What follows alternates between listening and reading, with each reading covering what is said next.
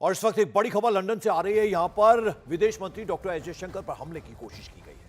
London के think tank Chatham house के बाहर खालिस्तानी सपोर्टर्स ने डॉक्टर एस जयशंकर पर हमले की कोशिश की। यह कोशिश तब की गई जब एस जयशंकर चैथम हाउस से रवाना हो रहे थे, उस वक्त उन पर हमले की कोशिश की गई। तो आपको बता दें, लंदन में इस वक्त हैं डॉक्टर एस जयशंकर, जहां पर उन पर हमले की कोशिश की गई।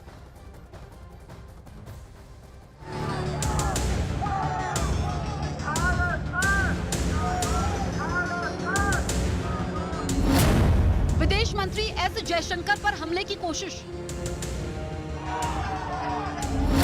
लंदन में खालिस्तानी समर्थकों ने की हमले की कोशिश।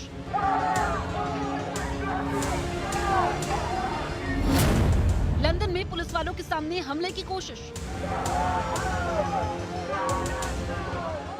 विदेश मंत्री एस जयशंकर पर हमले की कोशिश की ये तस्वीरें लंदन के चैथम हाउस के बाहर की है, जहां एस जयशंकर की गाड़ी को लंदन में खालिस्तानी समर्थकों ने घेर लिया और हंगामा शुरू कर दिया।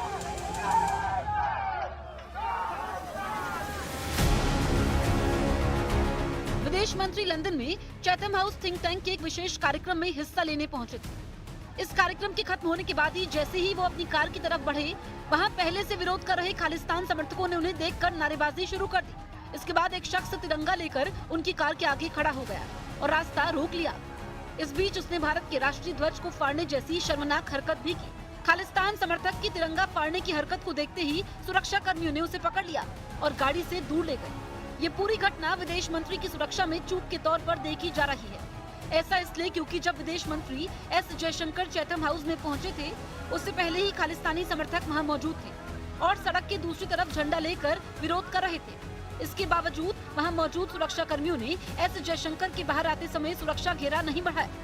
इस घटना की कड़ी निंदा करते हुए विदेश मंत्रालय का बयान भी सामने आया है, जिसमें कहा गया है कि हमने विदेश मंत्री की ब्रिटेन यात्रा के समय सुरक्षा उल्लंघन की फुटेज देखी है। हम अलगाववादियों और चरमपंथियों के इस छोटे समूह की भड़काऊ गतिविधियों की निंदा करते हैं। हम ऐसे तत्वों द्वारा लोकतांत्रिक स्वतंत्रता के दुरुपयोग की निंदा करते हैं। हम उम्मीद करते हैं कि ऐसे मामलों में मेजबान सरकार अपने राजनयिक दायित्वों का पूरी तरह से पालन करेगी। इससे पहले ब्रिटेन की गृह सचिव यवेटे कूपर से चर्चा के दौरान विदेश मंत्री एस जयशंकर ने ब्रिटेन में भारत विरोधी अलगाववाद पे चर्चा की। विदेश मंत्री एस जयशंकर ने कहा कि ब्रिटेन को अपने कूटनीतिक दायित्वों को पूरा करना चाहिए और इसी चर्चा के बाद विदेश मंत्री जब एक कार्यक्रम में पहुंचे, उसके बाद खालिस्तानी समर्थकों ने विरोध किया। गौर करने वाली बात है कि ब्रिटेन की सरकार ने एक नई फंडिंग की भी घोषणा की है, जिसका मकसद उग्रवाद से निपटना है और इस फंडिंग में 95,000 पाउंड की व्यवस्था की गई है। हिंदुस्तान में प्रोटेस्ट करने के लायक उनकी औकात रही नहीं। अब दुनिया के दूसरे मुल्कों में जाके जिन लोगों ने उनको पनाह दे रखी है, जहाँ पर जाके वो एंटी इंडियन एक्टिविटीज़ को बढ़ावा देते हैं, वहाँ वो प्रोटेस्ट करें, वहाँ वो रहें, हमें इससे कोई लेन देन नहीं।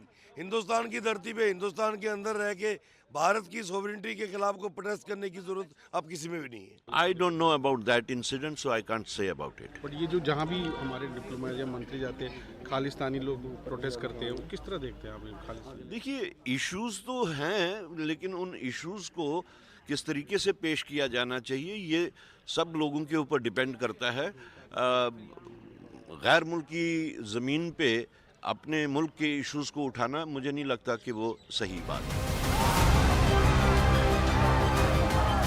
विदेशों में खालिस्तान समर्थक पहले भी भारत विरोधी गतिविधियां करते रहे। ब्रिटेन, कनाडा और अमेरिका जैसे देशों में भारतीय दूतावासों के बाहर ऐसी घटनाएं हो चुकी हैं, जिन पर भारत सरकार पहले ही विरोध दर्ज कर चुकी है। इस बीच आपको बता दें, लंदन में भारत के विदेश मंत्री डॉक्टर एस जयशंकर ने 3 प्रमुख मुद्दे हैं जिन पर अपनी 2 टूक राय रखी है। एस जयशंकर ने जहां पाकिस्तान को एक कड़ा संदेश दिया, वहीं चीन के साथ रिश्तों और अमेरिका की सख्त टैरिफ नीति पर भारत का रुख भी साफ किया। इस रिपोर्ट में जरा आपको दिखा दें कि भारत इन तीनों ही मुद्दों पर क्या स्ट्रैटेजी, क्या रणनीति अपना रहा है।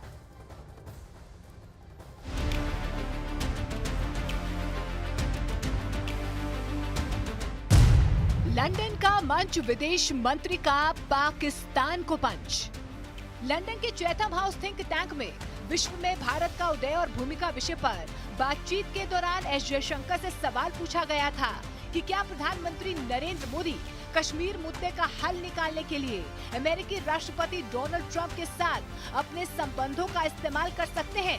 इस पर एस जयशंकर ने कहा कि भारत सरकार कश्मीर के लिए 3 महत्वपूर्ण कदम उठा चुकी है, जिसमें धारा 370 हटाना पहला कदम था, कश्मीर में विकास, आर्थिक गतिविधियां और सामाजिक न्याय को बहाल करना दूसरा कदम था, और फिर तीसरा कदम जम्मू कश्मीर में अच्छे वोटिंग परसेंटेज के लिए चुनाव करवाना था।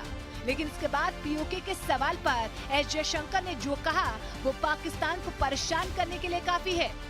I think the path we are waiting for is the return of the stolen part of Kashmir, which is on the under illegal Pakistani occupation. When that's done, I assure you, Kashmir solved.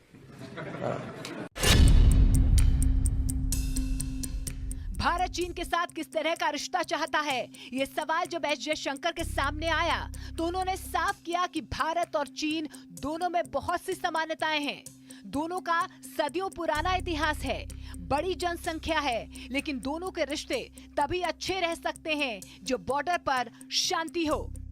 We want, a stable relationship, but we want a relationship where our interests are respected, where our sensitivities are recognized, where it works for both of us. So I think that is really been the challenge in the relationship.